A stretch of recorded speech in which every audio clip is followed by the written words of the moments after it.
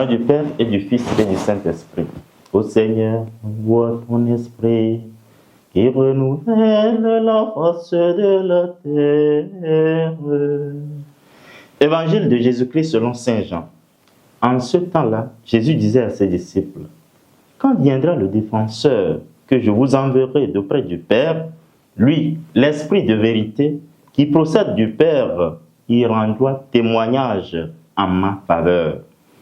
Et vous aussi, vous allez rendre témoignage, car vous êtes avec moi depuis le commencement. » Je vous parle ainsi pour que vous ne soyez pas scandalisés. On vous expulsera des assemblées. Bien plus, l'heure vient où tous ceux qui vous tueront s'imagineront qu'ils rendent un culte à Dieu. Ils feront cela parce qu'ils n'ont connu ni le Père ni moi. Eh bien, voici pourquoi je vous dis cela. Quand l'heure sera venue, vous vous souviendrez que je vous l'avais dit. Acclamons la parole de Dieu. Louange à toi, Seigneur Jésus.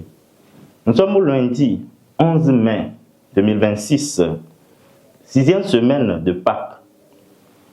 Dans l'évangile de ce matin, Jésus prépare ses disciples à son départ en leur promettant l'Esprit Saint pour les soutenir en face des adversités.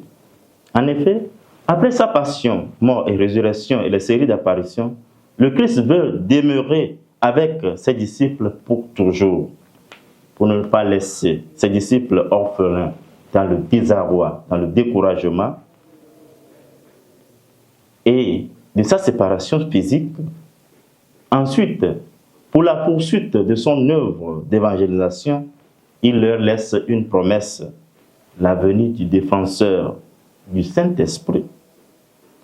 Cet évangile nous inspire 3 points essentiels. La promesse du Paraclet. Jésus annonce l'envoi de l'Esprit Saint issu du Père, qui rendra témoignage et, au retour, les disciples doivent rendre témoignage à cet Esprit. Ceci nous engage à être témoins de la vérité authentique de l'Évangile. Les persécutions des disciples du Christ. À son départ vers le Père, Jésus annonce la persécution de ses disciples, orchestrée par les Juifs qui refusent de le reconnaître, lui et son Père. On vous exclura des assemblées.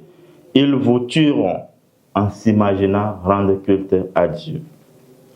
Les premiers chrétiens ont été victimes de la persécution. Aujourd'hui encore, beaucoup font du mal au nom de Dieu. Voyons ces réseaux de fanatiques, ces illuminés qui détruisent la vie au nom de l'auteur de la vie. L'affermissement de la foi. En face des dérives, suite à la persécution, le Seigneur nous prévient de ne pas se laisser décourager. Il nous exhorte à aller de l'avant, à ne pas être scandalisé. Jésus nous prévient de se souvenir de lui.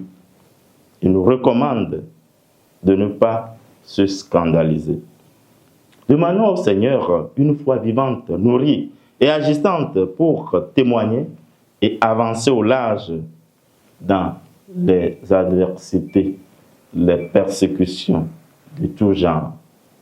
Que lui-même nous vienne en aide, cet esprit défenseur qui provient du Père et du Fils.